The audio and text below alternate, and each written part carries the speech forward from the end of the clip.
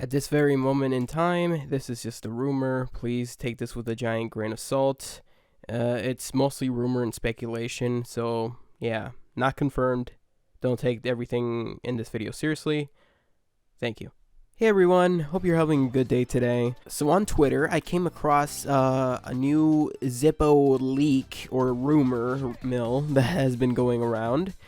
And it's about Sonic's 30th anniversary and, what to expect. Now, for full context, a Zippo is a famous Nintendo leaker or Nintendo predictor, I guess, because he predicted some of the directs correctly. And he predicted some of the stuff inside of the directs, like the Paper Mario game that was coming out in July.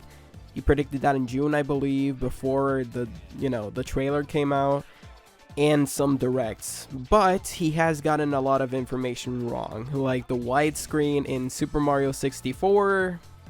That didn't happen. And some other improvements that, the 3D collection didn't bring. But yeah. He has gotten some stuff wrong in the past too, so take this with a major grain of salt. It's mostly rumors at this point.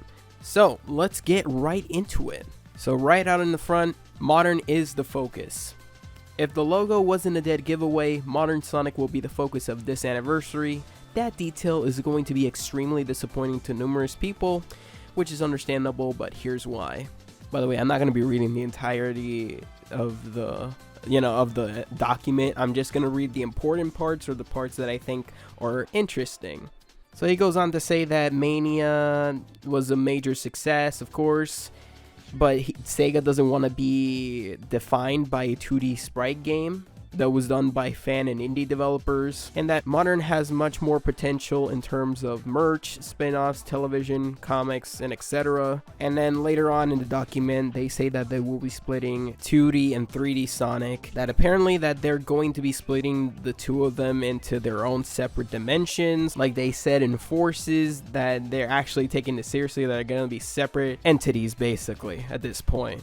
The past 15 or so years has had Sonic Team's games all be a hybrid of the two, but in that execution, they have realized neither dimension has been able to be used to its full potential. So instead of trying to make people happy with one title that pleases no one, they're making two, which is okay because, you can keep classic fans happy with one title and, that title alone, and they don't have to go to modern for both of them for some reason. Yeah, and that never really made sense. It made sense in Generations because they were trying to celebrate Sonic's birthday and, bringing back classic Sonic. That was the first time they did that. But, later on that really didn't make sense. Honestly, if they did that for the 25th and they just kept these two separate, that would have been great. Like, I like the story potential that would have been, it would have had, but they clearly didn't take advantage of it. Alright, so here's where the speculation comes in and, his predictions come in. So there's going to be a new Sonic collection. And no, it's not of 3D games, unfortunately. It's going to be like titles that haven't been circulated as much, like Sonic Advance, Sonic Pocket Adventure, Sonic R. And they will likely partner with M2 again in tandem. And that unfortunately will not include the remake of 1 and 2, the Christian Whitehead version, because, they hate money, of course. Plus, you can get them on PC pretty easily, just gotta buy them on iOS or Android and then, use the conversion thing. But regardless, let's keep going. Here's where we start getting into the juicy stuff.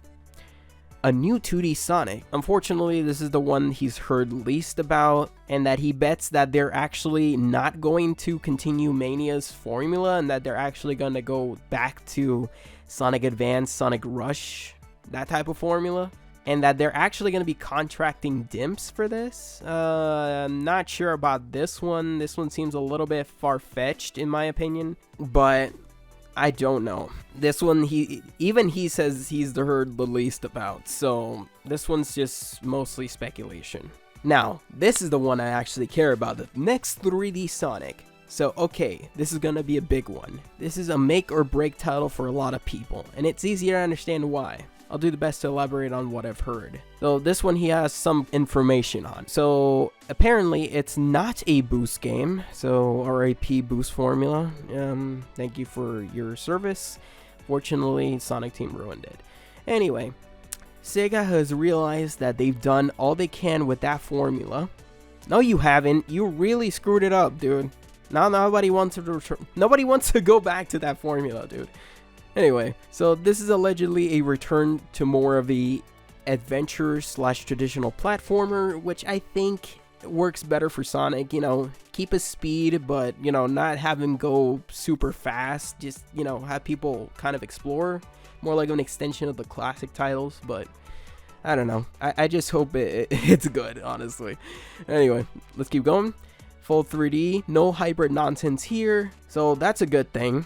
I don't think anybody wants 2D in their 3D Sonic game. Features the return of the spin dash in 3D and character upgrades, so adventure pretty much. And there's gonna be more playable characters than just Sonic, but I wasn't given specifics as to who they were.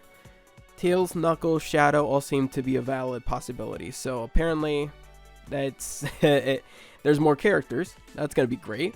We just don't know who it is. That's epic. And this will be the very first game conceptualized by the Sonic Pillar in the US. So going back up to the top of the document, it did say that Sega of America is now in charge of Sonic. That nearly all management has gone to Sonic Pillar in Irvine, California. If you remember, Aaron Weber did mention that that was a thing that was forming around, 2016, that they were making a Sonic Pillar to make sure that Sonic was the best he could be or something like that. But so apparently, according to Zippo, they're not a game development studio. Development is still being done in Japan, the same studios as always apparently, so Sonic Team is still in charge, but the conceptualization apparently has gone to Sega of America. Izuka and Shino-san are still overseeing the franchise, but Sega of America is essentially taking care of them. So going back down to the 3D section. So yeah, apparently Sonic Team is nothing more than just a brand name now, which if we go back a few years, they were pretty much dismantled. It's Sonic Team as they were, they're not that anymore basically. So, and he's not sure if that'll be included in the marketing or not, because usually it would say like Sonic Team and then Sega, and then they would go into the trailer, but who knows how that will work now. And that this game will be cross-gen. Okay. And they should be on every console under the sun, so that probably includes the Switch somehow. I don't know how they're gonna make that work, but I hope that it's a good port. Forces was decent. They definitely could have made it 60 FPS if they had the time, but we all know they didn't. And that this was set for a holiday 2021 release, and it's still on track. However, of course, the pandemic has created doubts, and it may slip to 2022, and that they're willing to give this game all the time it needs. Okay, so not excited for that part, but I mean, if it ensures that it's a good game, then I'll give it a pass. But I just hope they have something prepared for this year, because I don't think they can go another year without nothing out. I don't know. I'm not saying like, overwork Sonic Team, but they could get other companies to work on stuff on the side. And most importantly of all, this is not a tie-in to the movies at all. So this is not going to be movie Sonic related, which is good, because I think Modern deserves his spot now, because, Modern has been shoved to the side a lot.